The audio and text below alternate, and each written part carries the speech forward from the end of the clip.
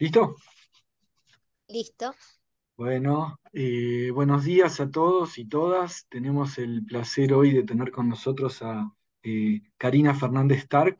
Karina es Senior Fellow del Center for International Development de la Universidad de Duke.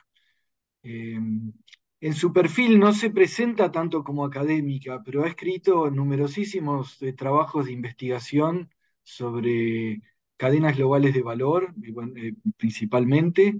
Eh, en distintos sectores del agro, de la industria, de los servicios.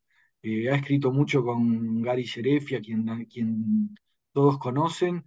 Y bueno, viene hace muchos años analizando distintas cadenas globales de valor, analizándolas, viendo las oportunidades de mejora, el llamado upgrading, ¿no?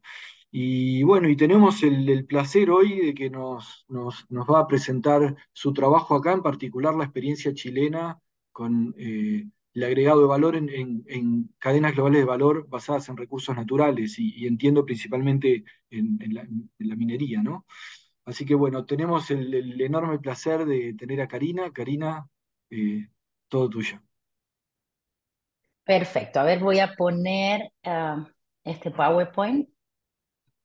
Ahí, ¿todos lo pueden ver? Sí, Excelente. Bueno, partimos. Muchas gracias por la invitación. Es un placer para mí presentar a esta audiencia en Argentina. Va a ser un poquito Spanglish.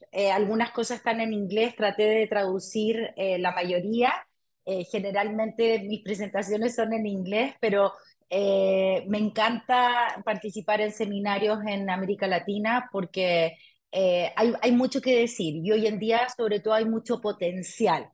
Y eso es lo que les quiero presentar en esta sesión, agregar valor en las cadenas globales de recursos naturales, que sé que tenemos algo en común con Argentina, y acá les voy a presentar el caso chileno. Es de casualidad que yo soy chilena, pero toda mi carrera la he realizado en Estados Unidos, principalmente en Duke University. Y acá les quiero contar la agenda de que vamos a seguir hoy día. Primero les voy a dar como un background de todos los estudios que hemos realizado. Después una pincelada de la metodología de las cadenas globales de valor. Yo sé que muchos ya conocen esta metodología. Y después nos vamos a ir al caso chileno de upgrading en las cadenas de recursos naturales. Y el foco de la presentación de hoy día va a ser principalmente en los servicios. Muchas veces se habla de recursos naturales o de productos manufacturados o de agricultura, pero acá vamos a analizar los servicios en todas estas cadenas. Y un pequeño background a lo que hemos hecho. Bueno, Juan Carlos, tú mencionaste, yo partí hace más de 15 años en el Duke Global Value Chain Center que creó Gary Gillespie. Trabajamos por más de, sí, casi 15 años porque el centro recién estaba como cerrando, Gary se jubiló. Y ahora me pasé al Duke Center for International Development. Y ahí con Gary hicimos una cantidad de estudios. Tú decías, no me defino como académica. La verdad de las cosas es que soy una cosa híbrida. No full académica, no full consulting firm, es como una mezcla entre medio. Lo que más quiero y la misión es lograr que toda esta investigación se lleve a la práctica. Y esa ha sido la meta desde el número uno con todos nuestros estudios realizados. ¿Qué industrias hemos cubierto? Desde industrias de manufactura, industria agrícola, también en sectores extractivos. Hemos trabajado mucho con cobre, con acero, hierro, etcétera. Y también hemos analizado la industria de los servicios. ¿Qué países o continentes? Bueno, todos, como dice la metodología, Global Value Chains. Entonces, la única manera de entender una industria es estudiarla de manera global y ver cómo los diferentes países participan en esta industria. Hemos tenido el privilegio de trabajar en los 5 continentes Hace poco terminamos un proyecto grande con el gobierno de China, en la cual estuvimos involucrados con Gary y también Penny Bamber, en la cual el gobierno de China nos pidió hacer una serie de actividades. Primero, de capacity building, entonces íbamos y enseñamos en las universidades, dimos muchas conferencias alrededor de China y a la vez realizamos investigación de campo para entender cuáles eran estas políticas de desarrollo de China y cómo logró, cómo este miracle, cómo este milagro del desarrollo chino sucedió. Eso si quieren puedo hacer otra conferencia y este al final es un libro, no se ve ahí, algo pasa, pero se llama China's New Development Strategy, en la cual explica un poco cuáles han sido esas etapas de desarrollo económico en China en los últimos 25 años. Los temas que nosotros tratamos con nuestros estudios. Los temas van principalmente desde la competitividad, el crecimiento económico, también aumentar las exportaciones, pero también analizamos temas sociales. Tenemos un trabajo muy grande que realizamos que se llama Skills for Upgrading, en la cual trata de hacer un match entre los diferentes segmentos de la cadena y cuáles son las habilidades requeridas para participar en estos diferentes segmentos de la cadena. Entonces, si un país se va a mover al siguiente, ¿cuáles tienen que ser esas habilidades que tienen que ser preparadas para poder hacer este upgrading? También gender issues, o sea, temas de género, hemos trabajado bastante. Y otra área son todos los temas del medio ambiente.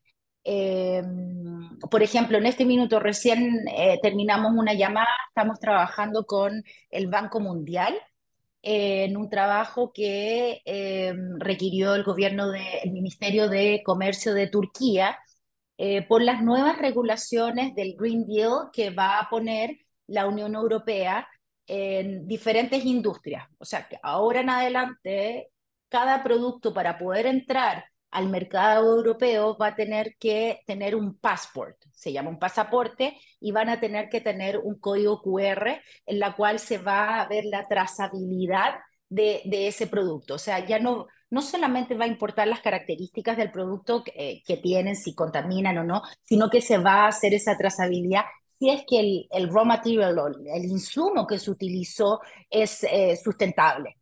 Eh, y eso estamos trabajando con el gobierno de Turquía. Nos vamos a Turquía en 2 semanas más en la industria textil y en la industria de automotriz, para que ellos estén preparados, porque ya en 24 meses ya van a empezar a establecerse estas regulaciones y ningún producto que no cumpla con estas regulaciones va a poder entrar a la Unión Europea. Entonces es muy interesante ver lo que estábamos hablando antes de empezar este seminario, de ver en terreno, de hablar con las empresas, de preguntarles cuáles son esos problemas que pueden ser muy pequeñitos, pero que hacen la diferencia y después damos recomendaciones de políticas para el gobierno y que se puedan implementar y realmente hacer algo por diferentes sectores y para impulsar este upgrading. Eh, Eso es un poco del background de las cosas que hacemos. También hacemos cosas académicas, lo que dije, publicamos algunos libros, algunos journals, pero trabajamos con países. Generalmente nuestros clientes hoy en día son ministerios de comercio de diferentes países, desde hemos trabajado de Kazajstán hasta, bueno, hemos trabajado mucho con el gobierno de Costa Rica, por ejemplo en esta última década. Y también bancos de desarrollo, desde el Banco Mundial, el Banco Interamericano de Desarrollo, el Banco Africano, el Islamic Development Bank, etc. Eso es un poco para darle el background de lo que hacemos con el centro. Bueno, ahora tenemos un boutique como consulting firm con algunos de los miembros que estábamos en el Duke Global Value Chain Center. Entonces seguimos unidos y hacemos estos estudios y también seguimos colaborando con Gary en algunos proyectos. Entonces, el enfoque de las cadenas globales de valor. Bueno, yo sé que muchos ya la conocen y son familiares a esta metodología.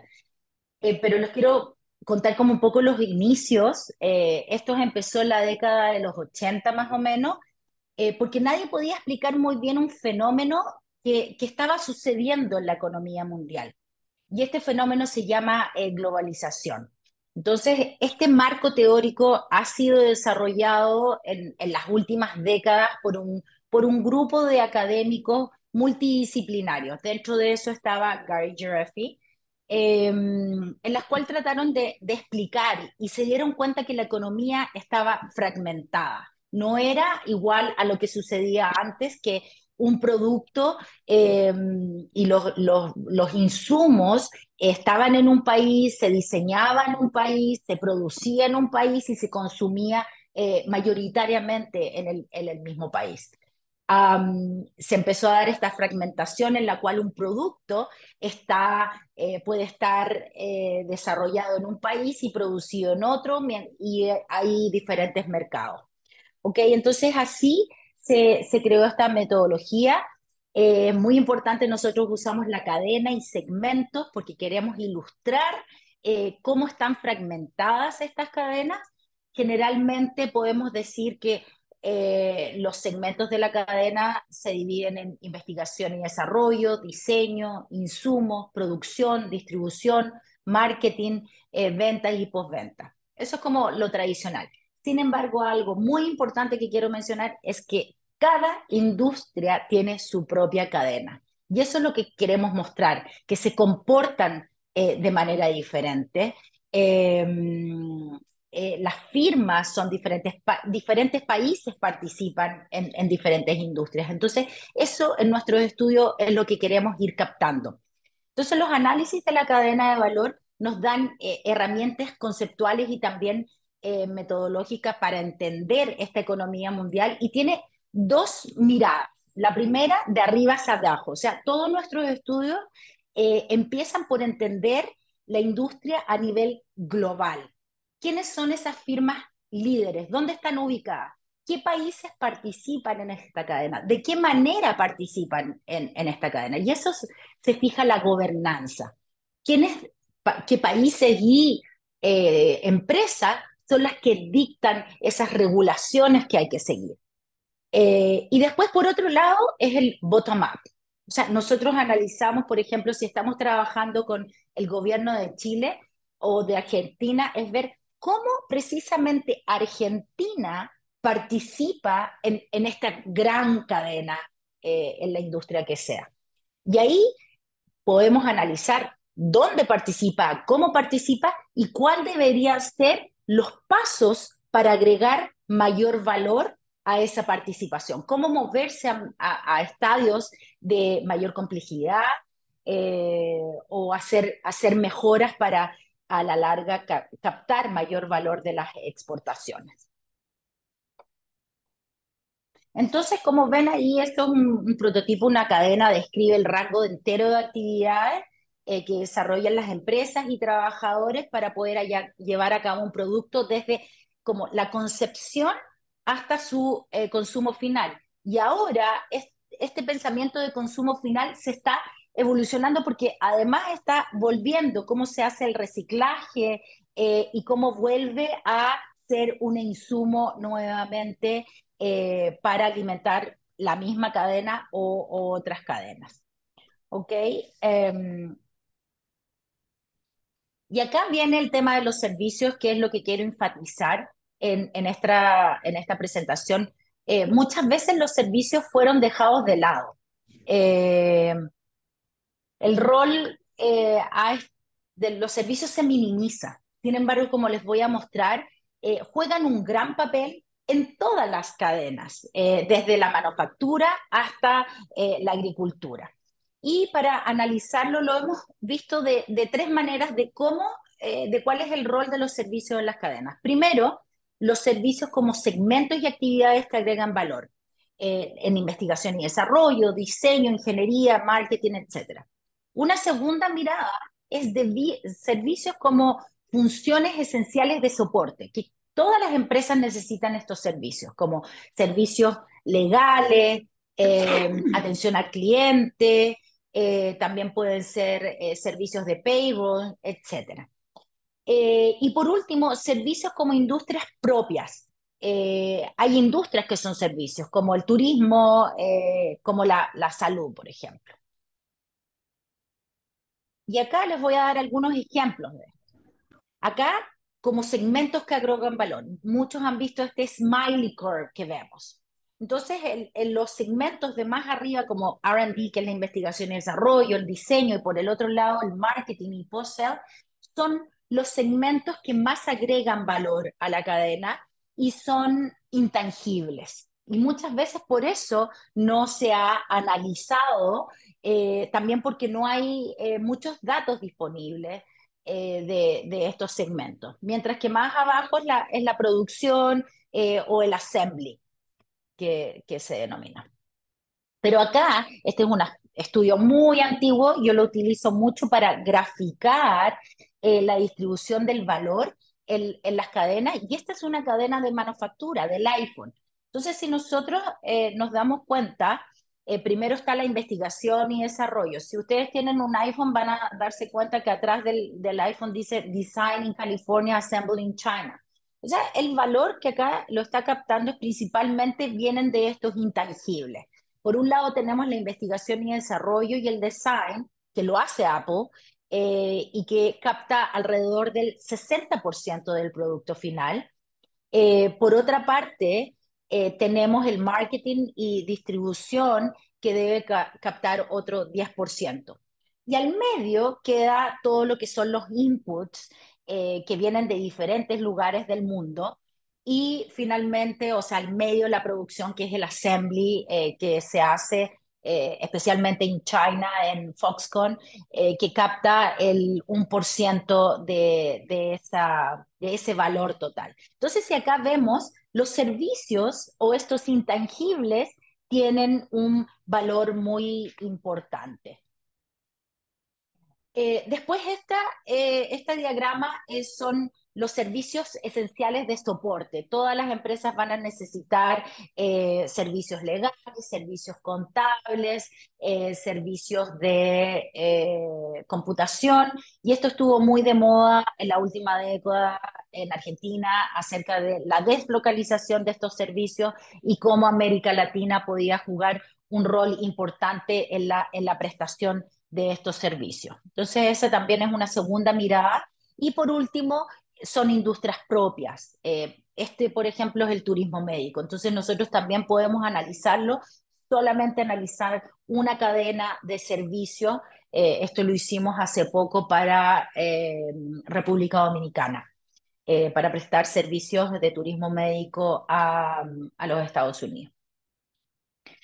Entonces, lo que nosotros decimos es que los servicios son clave para el crecimiento económico. Vemos que el comercio internacional se encuentra fragmentado, se inició con la fragmentación de la producción, vemos como industrias que empezaron esta fragmentación, como el apparel, también la industria de zapatos, por ejemplo, partió, pero hoy día vemos que esta fragmentación ha alcanzado incluso a los servicios. Y estos servicios son esenciales para la expansión de las cadenas globales de valor y constituyen el motor de la economía y del modelo mundial para el desarrollo. Entonces, esta fragmentación ha permitido que se puedan exportar servicios y también permite una diversificación comercial y la expansión a nuevos mercados. Y muchos países han tomado esto como una forma de política pública para poder avanzar en temas económicos. Y países como Costa Rica, que vimos que la mayor las mayores exportaciones son en servicios, países como Irlanda, por ejemplo, y también países ricos en recursos naturales. Eso lo podemos ver en el caso de Canadá, en el caso de Australia, en el caso de Noruega, que ellos están exportando servicios. También los servicios basados en el conocimiento crean puestos de trabajo innovadores y de alta tecnología, y esto traduce en trabajos de mejor calidad y mejor remunerado. ¿Ok? Entonces, tengo un dato súper interesante acá que les quiero decir de la importancia de los servicios. Por ejemplo, en China, que es un powerhouse en manufactura, en una década, solamente desde el 2005 al 2015, incrementó la contribución de servicios a su PIB de 40% a 50%. O sea, vemos un salto muy grande. O sea, vemos cuando una economía va creciendo, ya sea en manufactura o en agricultura, cuando va agregando valor, sus servicios también van aumentando. Y les voy a mostrar adelante qué pasa, porque estos servicios se van haciendo más importantes.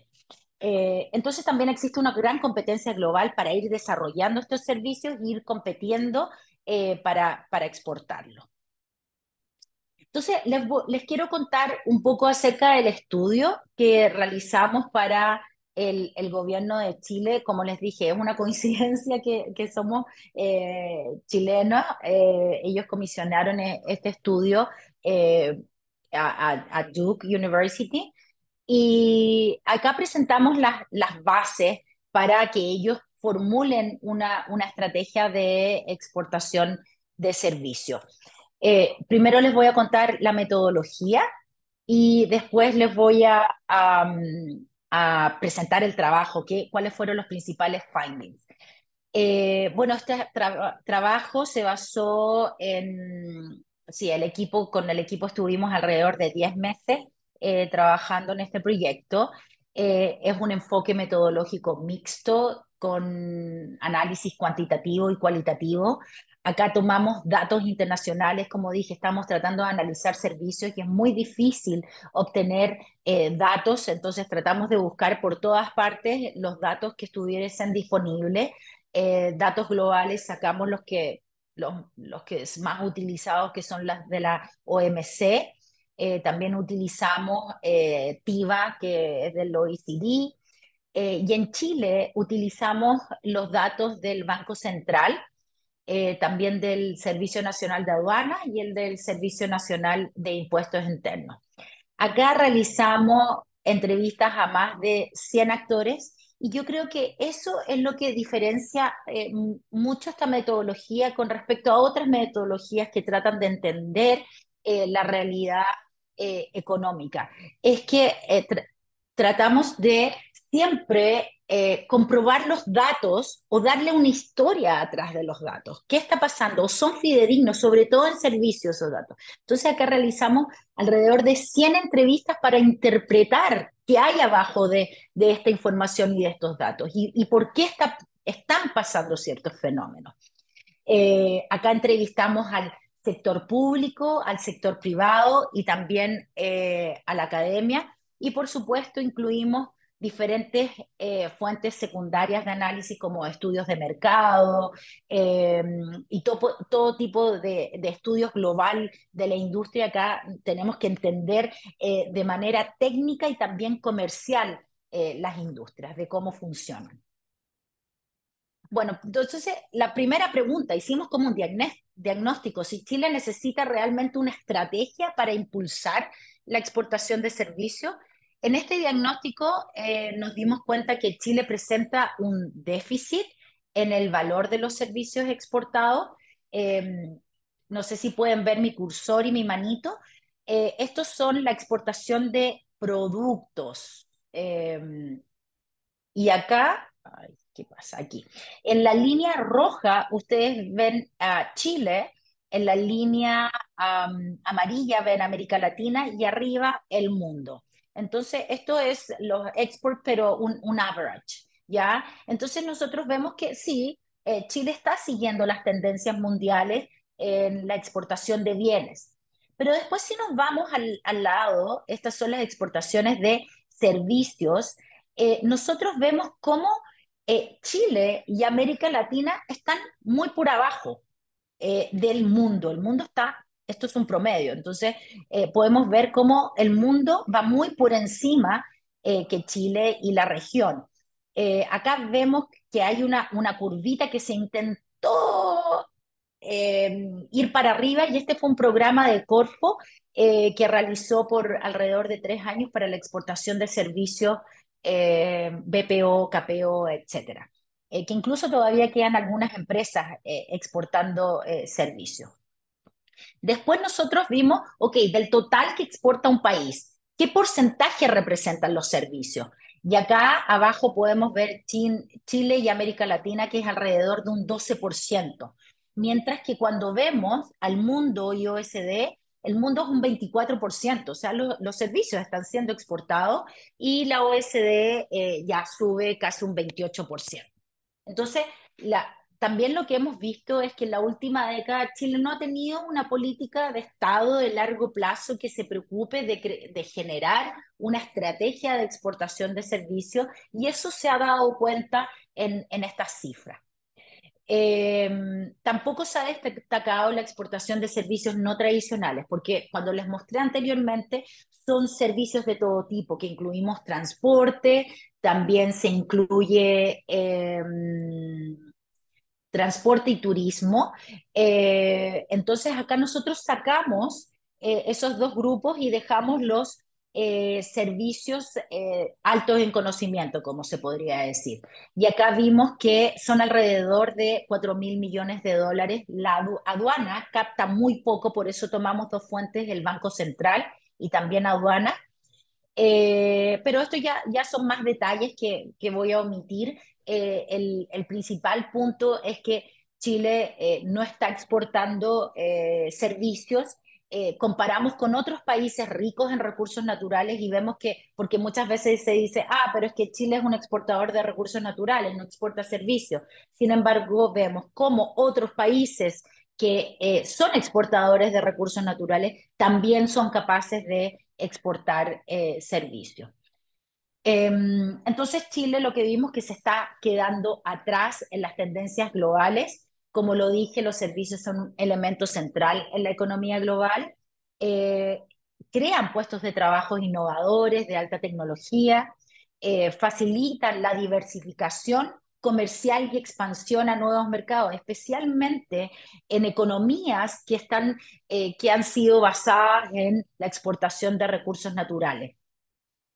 Y también son más resilientes que los bienes a diferentes shocks y crisis financieras. Nosotros escribimos algo para la crisis del 2008 y vimos cómo los servicios tuvo una caída, pero mucho menor comparada a los bienes.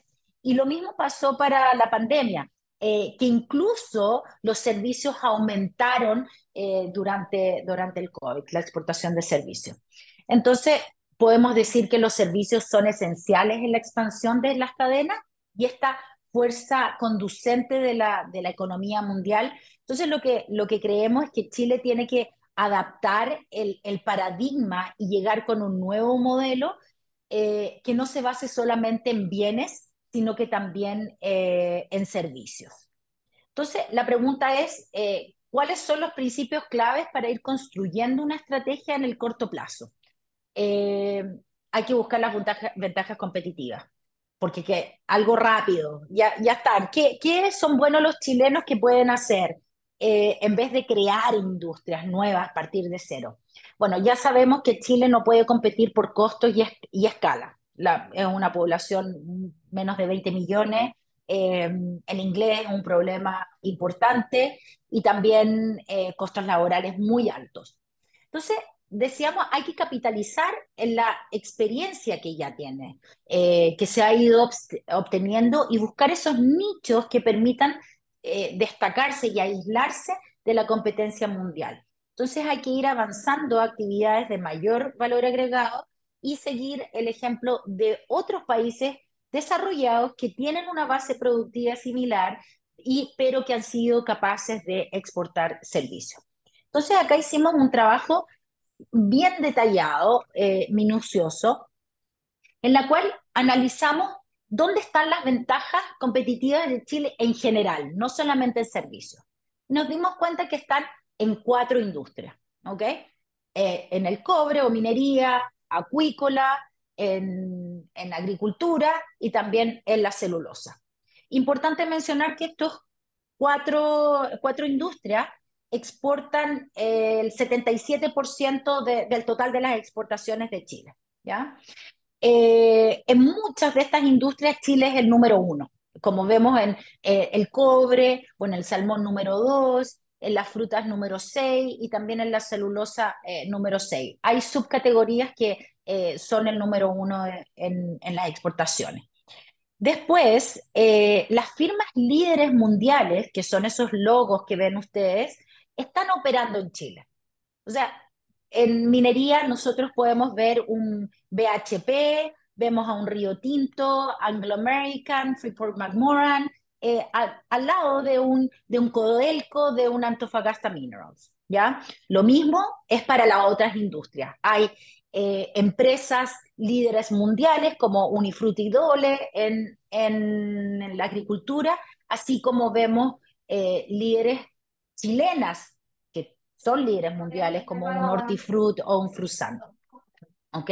Entonces, una vez que vimos que estas firmas líderes están operando en Chile, nos damos cuenta, ok, pero estas firmas líderes demandan servicios. Alguien tiene el micrófono abierto. Bueno, estas firmas demandan servicios y hay un gran número de proveedores que prestan servicios a estas empresas o firmas líderes. Algo muy importante que tenemos que decir es el outsourcing. Cuando nosotros vemos la industria minera, por ejemplo, nosotros vemos que la mayoría de las actividades están siendo realizadas por otros, por contratistas, por otras empresas. Generalmente los mineros, la empresa minera no innova, sino que son los otros, compran innovación, por ejemplo, o compran servicios, ¿ya? Y acá empezamos a analizar con el Servicio de Impuestos Internos cuántas empresas existen de proveedores en cada industria y también vimos con las bases de datos del Banco Central, con la matriz insumo-producto, cuánto estaban vendiendo estos proveedores. Bueno, y vimos que, por ejemplo, en el cobre hay más de 11.000 proveedores de servicio, más de 1.000 en acuicultura, más de 11.000 en agricultura y también más de 3.600 en celulosa. Pero acá viene la parte interesante, que estos servicios que prestan esos proveedores que ustedes ven, capturan cerca de la mitad de las compras anuales. O sea, una industria compra mitad en servicios y mitad en productos, maquinaria, otro tipo semillas, por ejemplo, etcétera. Pero esos servicios, en la suma, son 13.000 millones de dólares en el año 2018. O sea, todas estas empresas compraron 13.000 millones de dólares en servicios a estos proveedores. Entonces, cuando uno empieza a ver eso, dice, ok, acá hay conocimiento, eh, hay como know-how. Después más adelante les voy a mostrar que estos no son servicios solamente de bajo valor agregado, no, al contrario, la mayoría son servicios digitales, servicios de ingeniería, sobre todo en el cobre, en acuicultura, mucho software dedicado a la agricultura, automatización, etcétera. Entonces, acá nosotros algo que ya habíamos intuido hace mucho tiempo atrás, pero que quisimos llevarlo académicamente a un paper, y eso es lo que publicamos con el Banco Interamericano de Desarrollo, de darnos cuenta dónde está el valor en las cadenas de recursos naturales. Entonces, como les mostré en una slide atrás, esa curva de la sonrisa en la manufactura que vimos que estaba el valor en la investigación y desarrollo, en el diseño, ¿se acuerdan del iPhone? Se concentraba ahí. Pero cuando llevamos y aplicamos esa curva de la sonrisa a los recursos naturales, nos damos cuenta que no es así. Porque si tú tomas el cobre, por ejemplo, ese cobre no necesita investigación y desarrollo, no necesita un diseño. Ese cobre ya existe en la naturaleza, está dado por la naturaleza. Acá lo importante es saber cómo producir ese recurso natural, cómo extraer ese mineral. Entonces, acá es donde se centra el valor. Y acá vemos que ese cuadradito son algunos de los servicios y dónde está el valor. En la transformación digital y automatización, consultoría especializada, ingeniería, geología, servicios medioambientales hoy día de gran valor agregado. La coordinación de la cadena, nos damos cuenta en agricultura, lo importante, sobre todo frutas frescas, de todo el conocimiento que hay atrás para poder llegar con un producto fresco de países como Chile a China y que no pierdan esa calidad, ese sabor y tampoco el shape, la apariencia. Y acá también nos dimos cuenta que no en muchos países en el mundo son capaces de desarrollar estos servicios. Llegar a desarrollar estos servicios es estar como en las grandes ligas, podríamos decir. Y eso está 100% basado en capital humano. Entonces, los países desarrollados que tienen una estructura similar a la de Chile, ellos tomaron este paradigma, que es un upgrading basados en encadenamientos hacia atrás. Y vemos exitosamente el caso de Australia, de Canadá, de Noruega. Por ejemplo, Noruega recién lanzó su estrategia de acuicultura en el 2021, que postula que su meta es aumentar las exportaciones de sus servicios y tecnología en acuicultura a un mercado global estimado de 8 mil millones de dólares, que es equivalente a la exportación de salmones de ellos. Entonces, esto yo creo que hay que hacer como un switch muchas veces porque se piensa que el escalamiento en las cadenas de recursos naturales solamente va hacia adelante, a hacer más procesamiento, pero sí, el procesamiento obviamente te va a agregar un poco de valor, pero no como te agregaría valor exportar estos servicios o generar. La primera cosa es generar estos servicios y después exportarlos. Bueno, y acá nosotros hicimos un modelo en servicios basados en el conocimiento de recursos naturales. Y acá nosotros podemos ver diferentes abajo segmentos de la cadena de recursos naturales y cómo generalmente se da esta transición. Primero, cuando es un país rico en recursos naturales, lo mismo que debe haber pasado en Argentina, en Chile, en Perú, todos estos servicios eh, se importaban. Ya, todo esto se traía, si era agricultura, a lo mejor de Estados Unidos con UC Davis, si era minería de Canadá o de, no sé, Australia. Después, ¿qué pasó? Acá llegaron, muchas de esas empresas vinieron y se instalan en los países donde el servicio está requerido, y ahí se empiezan a desarrollar capacidades locales. Y hay un spillover. Entonces está en cómo el país es capaz de generar nuevas empresas, spin-off, y que puedan prestar servicios a estas industrias locales. ¿Ya?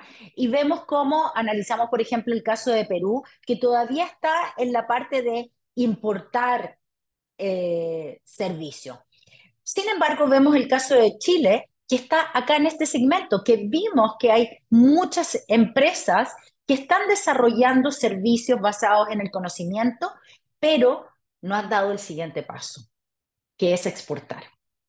Y eso sí lo hemos visto en otros países que se movieron, hicieron el upgrading en la cadena. O sea, lo vimos en el Reino Unido con estrategias explícitas. Ellos exportaban oil and gas y dijeron, vamos a empezar a exportar servicios de oil and gas para otros países que están recién explorando. ¿Ok? Lo mismo hizo Noruega, fueron políticas públicas explícitas. El gobierno de Canadá está ayudando a los mineros a salir al mundo con sus servicios y con su conocimiento. Ok, entonces nosotros vemos que la demanda además por estos servicios va a seguir creciendo. Todos sabemos del boom nuevo que va a tener cobre, litio, etcétera. O sea, más demanda por servicios mineros se van a necesitar. Lo mismo por fruta fresca. Lo mismo pasa en el mundo de la acuicultura, que ya la producción de pesca de captura va a la baja y va aumentando la acuicultura. Entonces se necesita mucho conocimiento en acuicultura en todos los países del mundo para poder ir avanzando. Y también en el mundo de la celulosa. Bueno, esto rápidamente porque me queda poco tiempo. Los países que más demandarán servicios en los sectores, acá nosotros hicimos unos mapas de cuáles son, por ejemplo, el sector minero, quiénes van a demandar estos servicios mineros para ir ayudando al gobierno chileno a hacer un targeting para las exportaciones de estos servicios, lo mismo en el acuícola y frutícola y también en la industria forestal. Entonces, la demanda global de servicios en estas industrias va a estar concentrada primero en la digitalización, todo tiene que ser digital para exportar estos servicios, en la sustentabilidad verde, que sea lo más sustentable posible con pocos recursos, y también en aumentar la productividad. Muchas veces cuando hablo exportación de servicios, también acá tenemos que hablar de internacionalización. Es decir, una empresa que presta servicios, servicios de ingeniería, no solamente puede exportarlo vía email o vía sí, transferencia electrónica, sino que se va a necesitar a lo mejor ir a instalarse a ese otro país, abrir operaciones, porque muchos de estos servicios son servicios complejos y que necesitan prueba, testeo, estar allá con el cliente.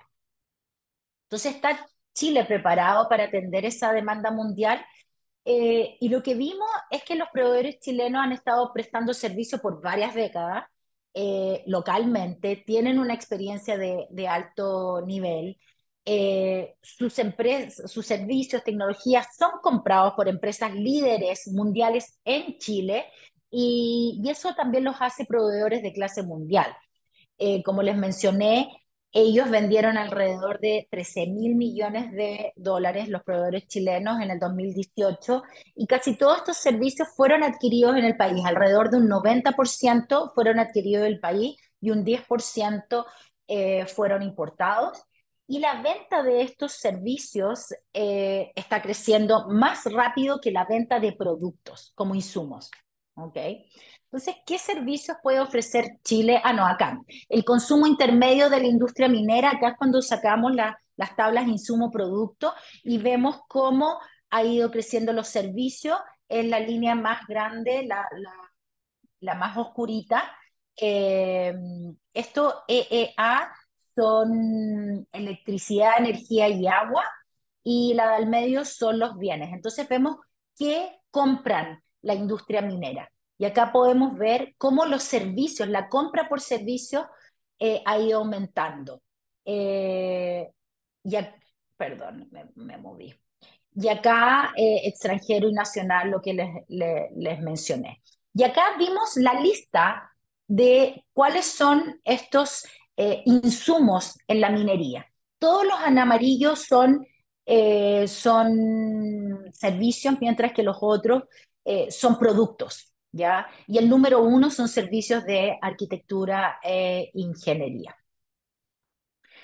Acá también analizamos quiénes son los proveedores de servicios nacionales cuando fuimos eh, la fuente, perdón, la fuente de esto es el Servicio de Impuestos Internos, todas las empresas que están constituidas y vimos un gran número. Yo creemos que estos fueron porque muchos servicios financieros, muchos consultores fueron incluidos en estos datos.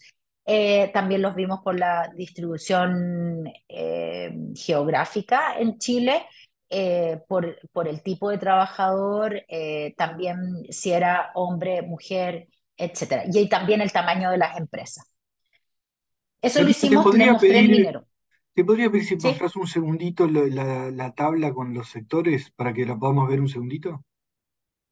Solo verla, un Esto, vistazo. Sí, sí, eso, un segundito que podamos ver un segundo. cobre es también, lo podríamos eliminar, porque cobre es un input después. Mm. Entonces Excelente, son la mayoría de servicios, como puedes ver. perfecto. Acá hicimos el ranking y esto lo hicimos para cada uno de los sectores. Y el paper está disponible en nuestro sitio web, así que después les puedo mandar el link para que vean el trabajo, que son como 150 páginas. Eh, entonces, ¿cuáles servicios puede ofrecer Chile al mundo en el corto plazo? Y hicimos una lista basándonos en las entrevistas que tuvimos y también en estas tablas, para ver dónde está el expertise. Entonces, cada uno identificamos estos servicios en los cuales Chile puede ser líder y competir globalmente. eh, en el cobre hoy día en Chile muchas minas están operando remotamente y están en la vanguardia. En el salmón, en la crisis sanitaria de Lisa, también permitió, incluso algo malo, permitió el avance en temas de sanidad, la industria forestal, todo el tema de reforestación, y también la industria frutícola, que es una de las más importantes en el mundo, la chilena. eh, Maneja muy bien los temas de trazabilidad y de cumplimiento con certificaciones sanitarias y fitosanitarias. ¿Ya? Entonces, exportar estos servicios es un upgrading en las cadenas globales de valor. O sea, de la misma cadena, de la misma industria, vas a agregar valor. Y estos servicios ya existen, ¿ya? Esto va a producir un círculo virtuoso, porque exportar estos servicios también va a generar nuevos conocimientos, porque vas a exportar, dijéramos, a tus competidores, y vas a aprender también al prestar servicios a tus competidores. Muchas veces decían, ah, pero son tus competidores. Claro, pero es que si estos servicios no los presta Chile, lo está prestando en fruta, lo está prestando Estados Unidos, en cobre lo está prestando una Australia, etcétera. O sea, a la larga igual alguien está ofreciendo estos servicios. Eh, las exportaciones de estas cuatro industrias representan alrededor del 68% del total de bienes y servicios exportados en Chile. Sin embargo, cuando nosotros analizamos los servicios asociados a la producción de ellos, solo exportan un 0,2 del total. Entonces, acá es donde vemos la gran oportunidad de exportar esto. ¿Por qué no están exportando? Nosotros le llamamos un efecto cordillera. Falta de habilidades empresariales para la internacionalización.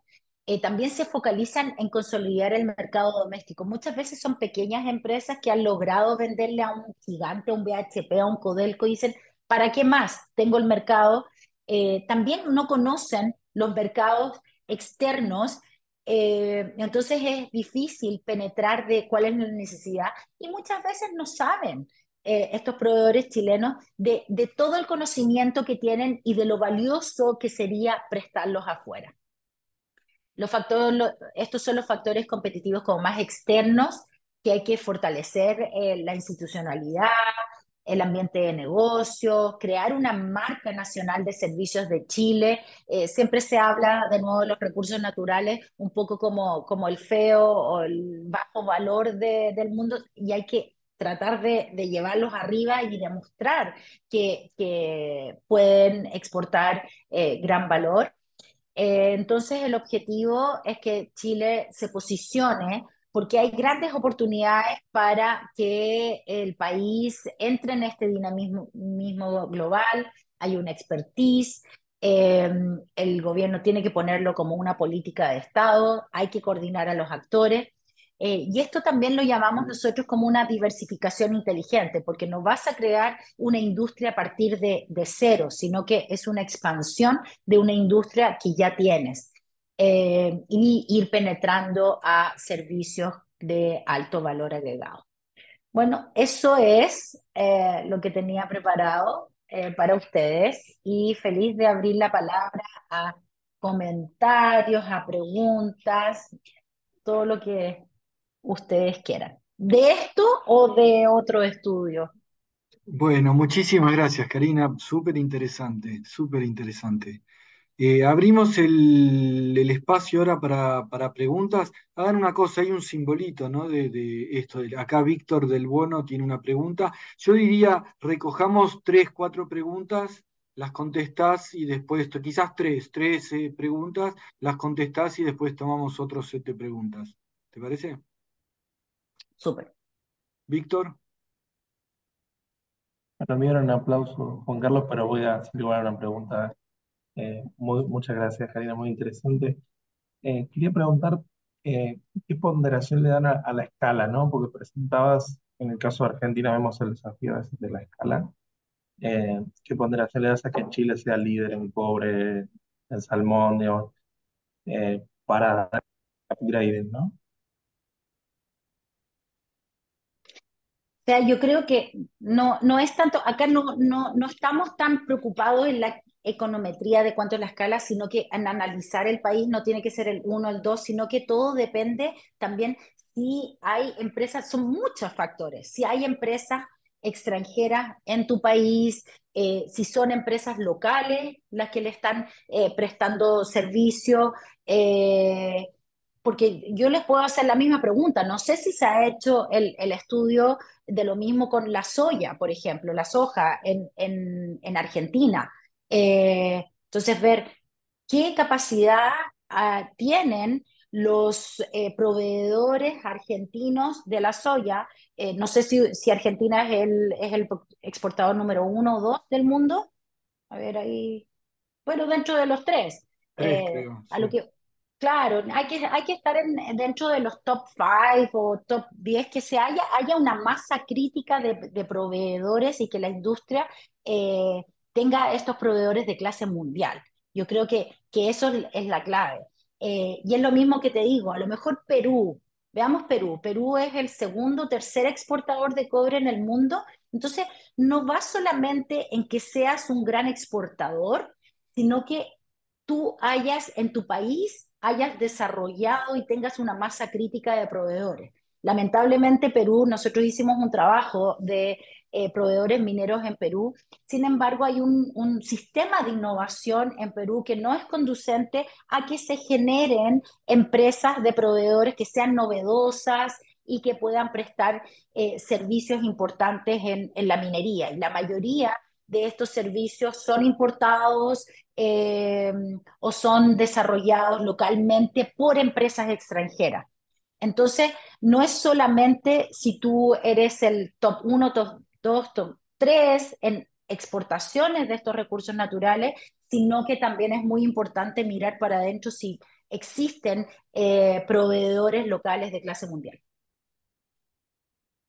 Bueno, Karina, yo tengo una pregunta que es, Eh, parece muy, creo que nosotros no tenemos bien así muy identificados no tenemos buen acceso a datos tampoco para hacer este diagnóstico que haces vos, pero seguramente se aplica a Argentina, no hay duda. Yo he estudiado mucho como inserción internacional de sectores productivos, ¿no? Y también incluso de servicios. Pero en general, y la dificultad tiene que ver con las cosas que vos dijiste, particularmente la falta de conocimiento de mercados externos. Pero en general, siempre que lo he estudiado, lo que surge como un elemento central de esta falta de conocimiento es el gap en los patrones de consumo entre un país menos desarrollado como los nuestros y los países más desarrollados. Y entonces saltar este gap, esta brecha de calidad, de sofisticación, esa es como la fuente principal de dificultad, ¿no? Es un conocimiento distinto de cómo se hace, de qué es lo que se pide y también de cómo se hace el negocio, pero que tiene mucho que ver con esta distancia ¿no? En la brecha de desarrollo entre los países. Ujú.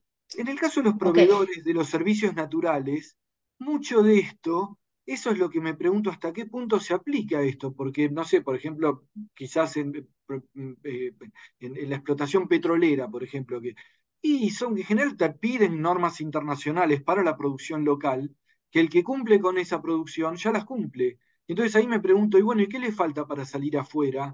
O sea, como que entiendo que hay un punto de falta de conocimiento, pero lo que yo siempre encontré es una falta de conocimiento más profunda, que tienen que ver con cuestiones más profundas, que quizás acá no estarían presentes, por lo que podría ser más fácil esto, porque ya bueno, proveen acá, claro.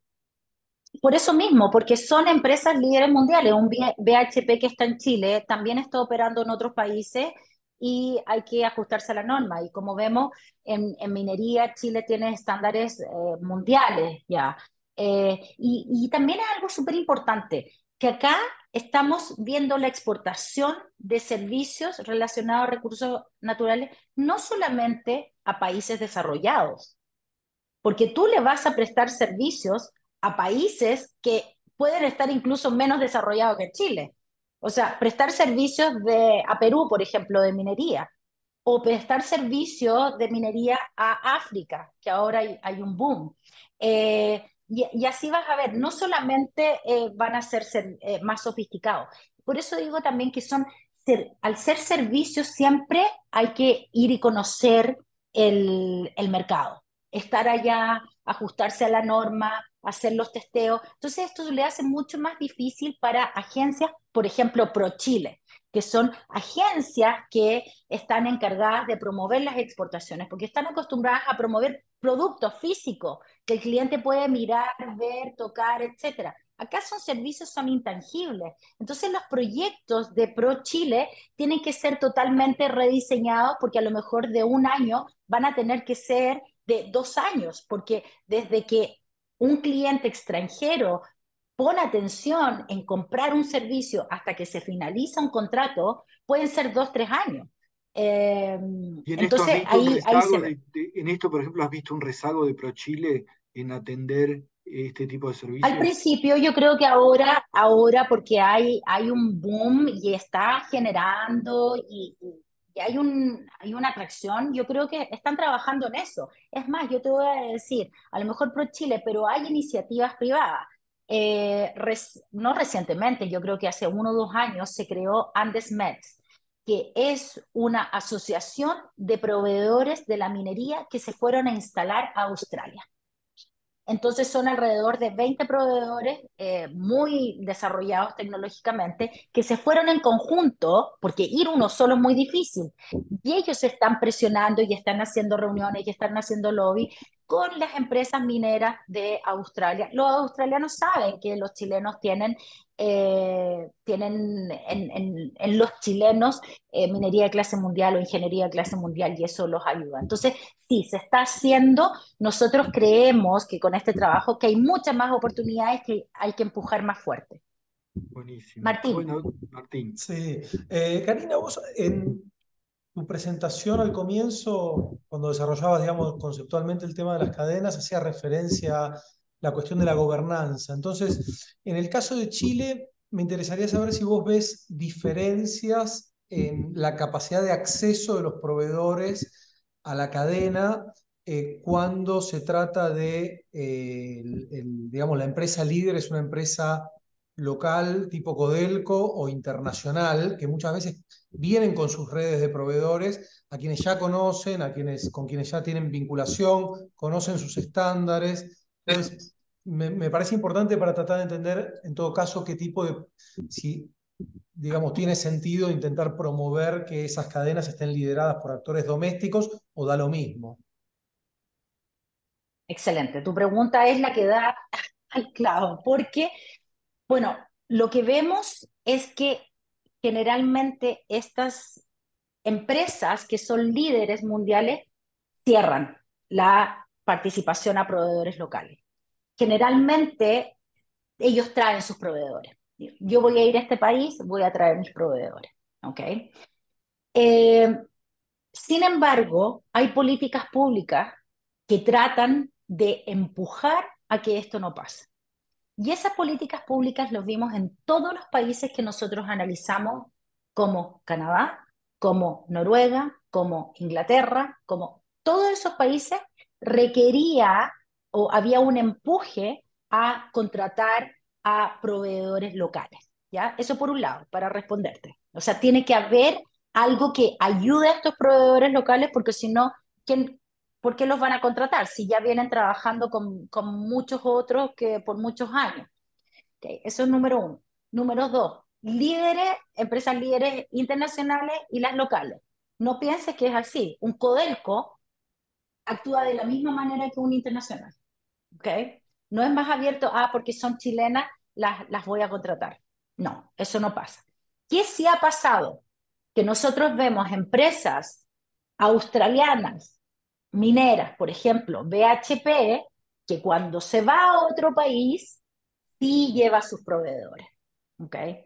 En el caso de Chile, nosotros no vemos eso porque no vemos que Codelco esté en otros países. Entonces, no, o Antofagasta Minerals, ¿me entiendes? No sé. Pero sin embargo, en el caso frutícola, sí lo vemos cuando muchos de las empresas chilenas en agricultura fueron a expandirse a Perú en la industria de uva de mesa, y otras frutas, sí llevaron a sus proveedores.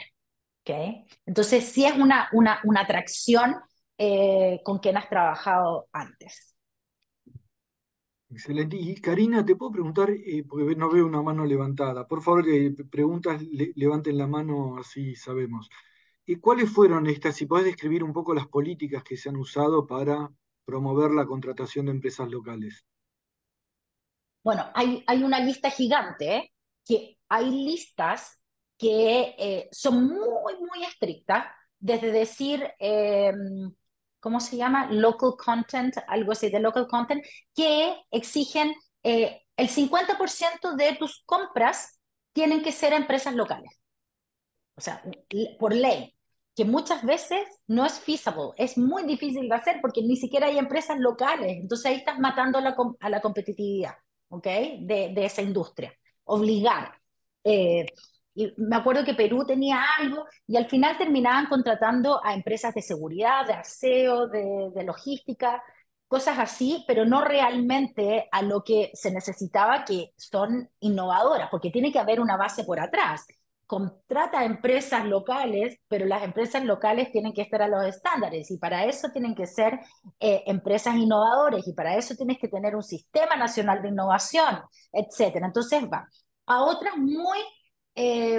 mucho más relajadas que son obligar a todas las empresas que están establecidas en Chile a tener sistemas de procurement, de compras transparentes. Todo se tiene que poner en una plataforma. Compro servicios ya que estamos con los servicios de ingeniería para que haga esto.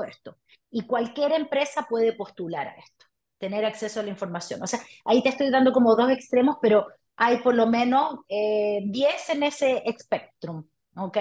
Y que han sido utilizadas. Y yo creo que ese está en el paper también que escribimos, ¿ok? Excelente. Belén, veo.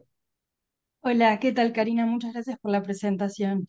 Yo quería preguntar que no me termina de quedar en claro, relacionada también con la pregunta de Martino Valla y de Juan Carlos, digo, ¿cuál sería entonces la mejor estrategia de inserción internacional de estas empresas proveedoras, teniendo en cuenta justamente, digo, por lo que estás diciendo, son, digo, las mineras, por ejemplo, son empresas mundiales que, digo, que trabajan con sus propios proveedores, que también son mundiales, eso pasa también en una industria que estudié, con en hidrocarburos pasa lo mismo. Entonces, justamente a las empresas proveedoras locales, como pueden ser las chilenas o mismo, no sé, las argentinas en hidrocarburos también, tienen como no sé, gracias a las políticas que mencionaste, un poco de ayuda para tratar de insertarse en la cadena local de servicios, pero les resulta mucho más difícil poder salir a venderse en otros países donde justamente, digo, capaz te estás cruzando con actores parecidos o los mismos, no sé, BHP o digo, no sé, ya sea Chevron, por ejemplo, pero ahí son otras las personas que te atienden y no hay una política interna de la empresa que diga, sí, me voy a traer el proveedor de Argentina, me voy a traer el proveedor de Chile y lo voy a aplicar, no sé, en Nigeria, por ejemplo. Como, Ujú. no, o sea, no sé, entiendo, por lo menos de lo que yo estudié en su momento, las empresas, estas grandes, no se manejan de esa manera, es muy difícil romper con sus manejos internos. Entonces, hasta ahora no hay mucho, digo, las empresas argentinas no han tenido mucho éxito en esto. O sea, si han pensado cuáles pueden ser las maneras de romper esas prácticas. Ujú. Bueno, em, en Chile, primero que nada, tiene que ser una empresa que preste servicios innovadores, que te ayude a la productividad. Si van a hacer el testeo para mejorar la productividad en un 0,0000001, no vale la pena. Realmente tienes que tener una propuesta de valor importante. Eso es base, número uno. Segundo, lo que pasó en Chile es tener una asociación industrial fuerte. Acá, por ejemplo, en la minería se creó la Asociación de Proveedores de la Minería. Entonces, como grupos van haciendo presión. Y estas asociaciones de la minería están todo el día participando y se mezclan con el grupo de mineras, de la Asociación de los Mineros de Chile. Y así también vas penetrando y vas entrando. Ojo, que también muchas veces estas empresas son spin-offs de otras que trabajaban en la minería. Entonces van guardando sus contactos o incluso son spin-off de personas que trabajaban en estas minas, que trabajaban en un Codelco, que trabajaban en un HP. Entonces no hay canales también, o no te puedo decir formales, hay muchas formas, pero más informales, a presión de estas asociaciones empresariales, a través de tus contactos personales que tenías para entrar por primera vez. Y también sirve mucho esto de reviews, de que te revisen cómo hiciste tu servicio, etcétera.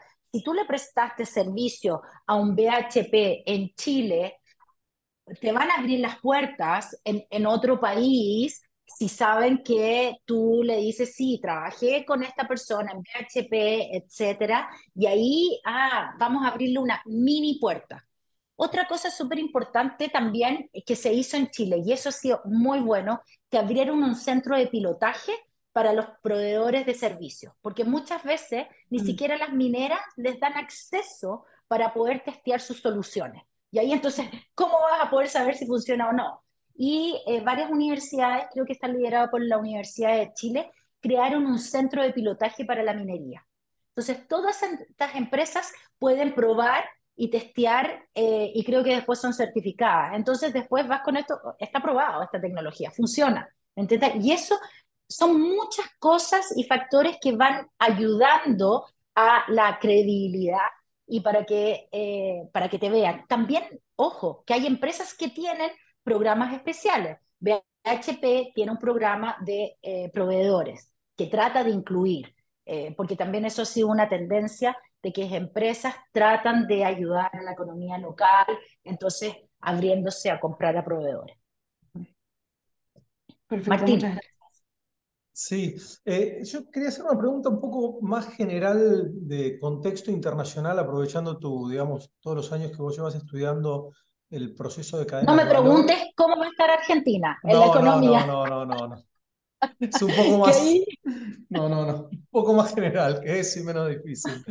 Eh, y me gustaría conocer tu visión sobre este proceso que se verifica en los últimos años de que es una tendencia contraria a todo lo que ustedes venían trabajando, quizás más durante los años 90, principios de los 2000, de, que vos definiste bueno, como el proceso de globalización de la producción, que es todo el fenómeno del reshoring, y las políticas que sobre todo en los últimos años Estados Unidos y la Unión Europea empezaron a poner en práctica, incluso hasta en el era de contenido local de algunos insumos y procesos productivos. ¿Qué impacto podría tener esto en todo este, digamos, de este lado del mundo, de iniciativas de internacionalización de servicios y demás?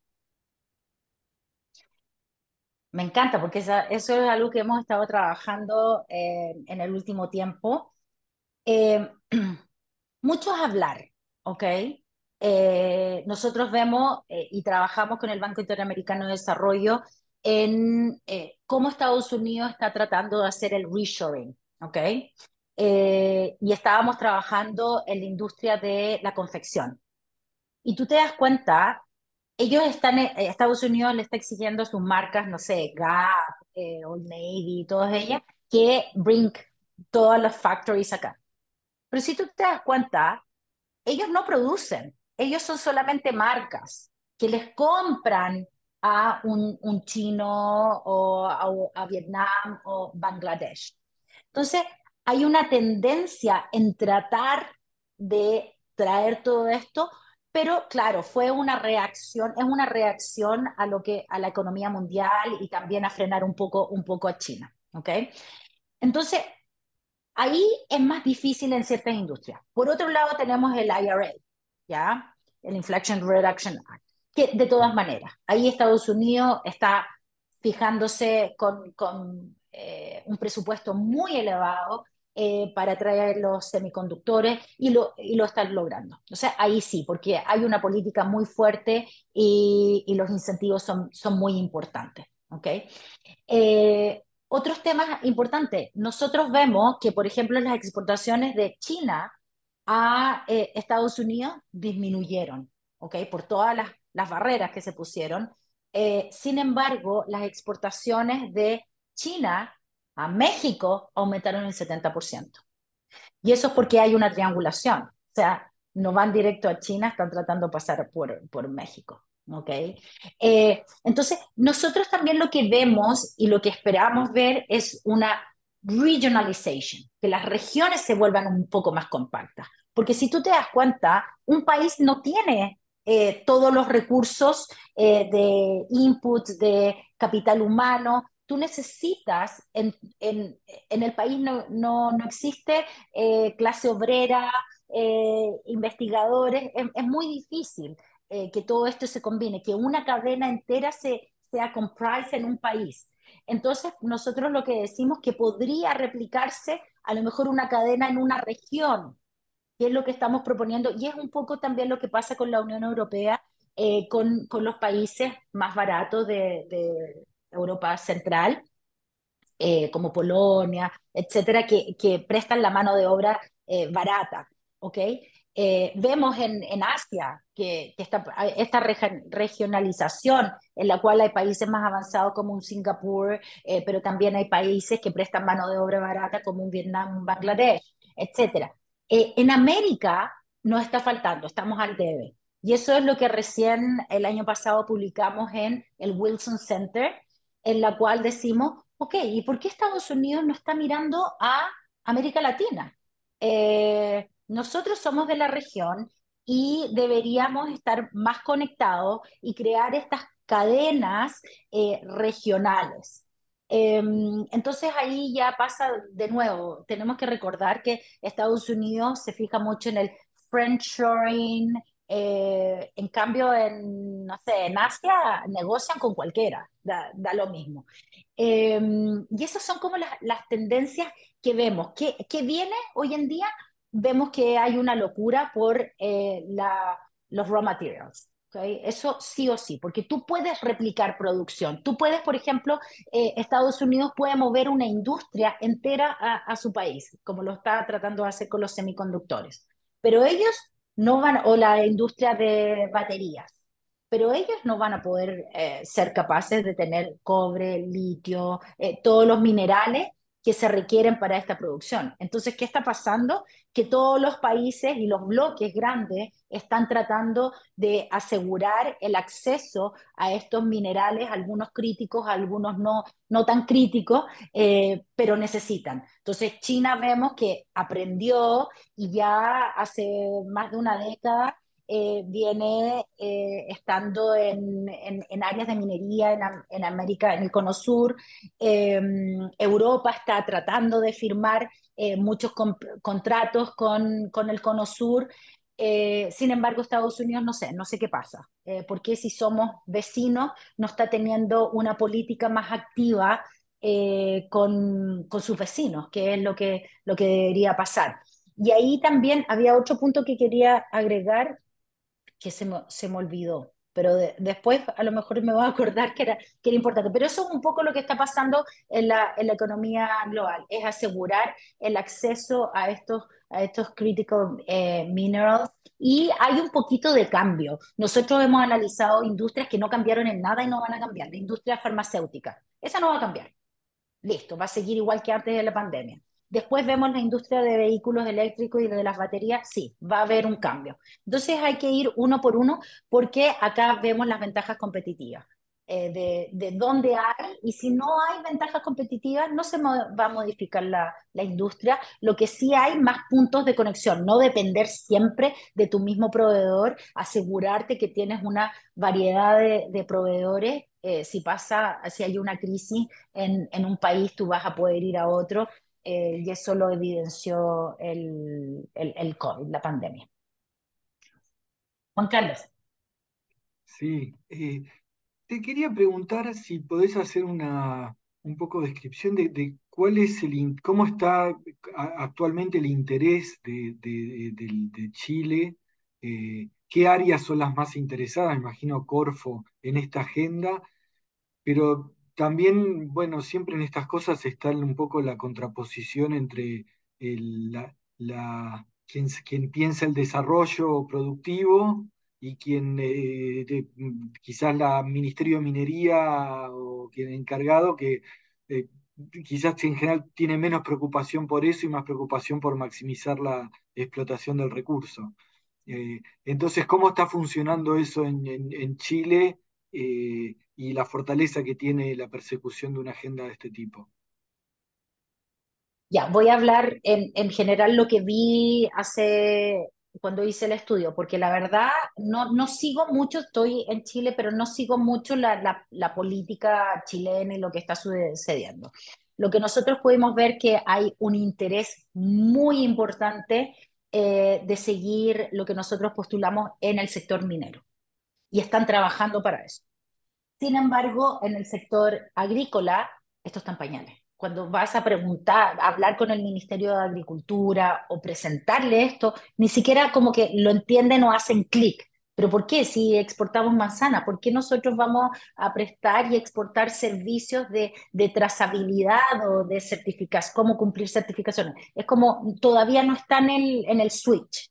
En acuicultura, algo, porque hay mucha demanda de los asiáticos, por entender, porque Chile, la acuicultura, lo que se ha hecho experto es salmón, y salmón es uno de los high value products. Entonces hay otros productos, y los más sofisticados para poder producir. Entonces hay otros productos como lo son el shrimp, el camarón, que están más abajo, entonces esos están en pañales. Hay mucho por hacer. Y ahí llaman, y nosotros pudimos ver cómo empresas asiáticas contratan a consultores chilenos para que les vayan a organizar todo ahí. Incluso yo hablaba con consultores allá y me decían que para temas de laboratorio mostraban las muestras, mandaban las muestras a Chile para que laboratorios chilenos se los analizaran. Entonces también servicios de laboratorio, etcétera. Pero eso en acuicultura está partiendo. Entonces vemos que hay algunas industrias más avanzadas, como es la minería, y también hay asociaciones industriales que apoyan esto, y también hay grupos como Alta Ley, que están enfocados, son grupos públicos privados, que están enfocados en agregar valor a, a la industria. Y también hay un fervor muy grande en Chile ahora por todo el mundo de innovación, startups, etcétera. Entonces hay como un consenso de apoyar. Qué bueno. Bueno, bueno, No sé, ¿alguna pero yo pregunta? les pregunto a ustedes, ¿cómo se ve allá? ¿Han hablado alguna vez de estos temas? Es algo que interesa en Argentina? ¿Lo ven como una alternativa? Martín. Sí, a ver, digamos, yo que vengo trabajando la cuestión de litio sobre todo. Me quedó un comentario que vos hiciste en tu presentación, ¿no? Ahí yo veo que desde el punto de vista del policy tiene mucho más gancho hablar de todo lo que es el downstream y muy poco trabajo sobre la cuestión que vos, bueno, sobre el tema que vos acabás de presentar, ¿no? Toda la provisión de servicios y demás. La industria del litio es bastante, bueno, cada industria es bastante particular, ¿no? Y entonces ahí quizás hay algunas limitaciones, es menos sexy, digamos, lo que es el upstream de la cadena, pero así todo siempre me llama la atención el gancho que tiene la idea del procesamiento de las materias primas, donde se deja de lado, en este caso particular, la cuestión de que hay muy pocos países que explotan desde hace muchos años el recurso y está todo el terreno por hacer y muchas oportunidades de exportación de servicios digamos, en esta industria en particular, ¿no? Entonces, digamos que el caso digamos, o que todo el marco que vos trajiste, digamos, me sirve para pensar no sé cómo será en otras industrias. En la soja, como por ejemplo que vos también trajiste el caso, me parece que hay mucho más trabajo ahí en las áreas de semillas, de técnicas, de procesos productivos. En Argentina sí, me parece que ahí tiene todo un desarrollo tecnológico en donde ha logrado en algunos casos hacer exportaciones, que ahí sí también cada industria tiene su propio contexto, hay barreras que tienen en algunos casos que ver más barreras de tipo regulatorio que dificultan por las exportaciones, pues son digamos, tenés todo el sistema de patentes y demás que generan costos muy grandes para la escala de las empresas argentinas, ¿no? Pero bueno, nada, supongo que cada cual que acá conoces otras industrias tendrá sus propias Sí, cada experiencias y industria es única. conocimientos, ¿no? Me parece que Yo agregaría que hay, más allá de las industrias, se aplica un problema, la problemática general de poco apoyo a la problemática exportadora. Entonces, si hay algo es al desarrollo de proveedores que le puedan vender localmente a las industrias establecidas acá que, digamos, explotan de alguna forma recursos naturales, pero no hay casi nada de visión y programas de búsqueda de la Sí, yo vi inserción poco. internacional, empezando por un problema acá muy fundamental, que es este que tenemos ahora, este desdoblamiento cambiario, digamos, que al sector de servicios lo afecta mucho, eh, y Ujú. bueno, creo que Pero a lo también mejor también afecta hay mucho. partir por los proveedores. Yo creo que en minería todavía a Argentina le falta desarrollar sí, proveedores, lo que hablamos de clase mundial, que pero es diferente la soya, que a lo mejor va más hay adelante. Pero una nosotros en cuestión, los hidrocarburos tenemos muchos proveedores muy fuertes, muy tradicionales, muy anclados, lo que contaba Belén, y sí, es una industria establecida de hace muchos años que respeta estándares, y sin embargo aún ahí la exportación está muy poco trabajada. creo que Eh, ahí hay una Ujú. cuestión conceptual o de preferencia política que generalmente cuando se habla de desarrollo de proveedores se está pensando más en la sustitución de las importaciones que en convertir proveedores exportadores. Tal De cual. en todo el tiempo cuando estás pensando en desarrollo de proveedores, el enfoque es sustituir importaciones. Entonces, eso ya te genera como un techo, digamos que es tu mercado local, y es justamente lo que dice Juanca, me parece que es un paraguas conceptual de la política más amplio Mm. que la cuestión específica de servicios o de recursos naturales. Es como una visión del mundo en general, ¿no? Ah, ah. Sí, Quería agregar una cosita, Celina, pero antes, sí. algo que estabas mencionando, Martín, que era súper importante, también por qué mirar estos backward linkages para agregar valor. Eh, Nosotros hemos hecho estudios bastantes del procesamiento. Yo sé que el litio es diferente, pero en los mayores minerales el procesamiento se hace en China. Y hubo un boom de establecer centros de procesamiento en China. Antes, una planta, el procesamiento de cobre, el plus era el 25%. Como hubo un boom y también con el acero, con el hierro, etcétera. Eso bajó hoy en día a un 7%. Entonces, para nadie en el mundo es atractivo hacer procesamiento. Entonces, no te queda agregar valor hacia adelante por un 7% y más encima son industrias extremadamente contaminantes. Entonces dicen, por eso también China tiene el control de todos estos recursos, muchos de estos recursos minerales. ¿Por qué? Porque hay países que tienen el mineral, pero no lo procesan. Tienen que ir a China y de China después se distribuye al mundo. Entonces ahí también es un punto importante. Celina, cuéntame. Sí, no, yo solo por ahí hacer un comentario que creo que es una realidad que vivimos, bueno, al menos los investigadores en Argentina, y que por ahí es difícil de trasladarla a un paper, bueno, intentamos, pero por ahí es muy difícil. Yo trabajo con metodología cualitativa, o sea que siempre estoy del lado con los distintos sectores en los cuales he trabajado, siempre estoy, bueno, ahí en la empresa, en la pyme, relevando con el dueño, en empresas familiares, digamos, que son muy características. Y uno de los ejemplos más claros que tengo es cuando trabajé con la industria automotriz y autopartista en Argentina.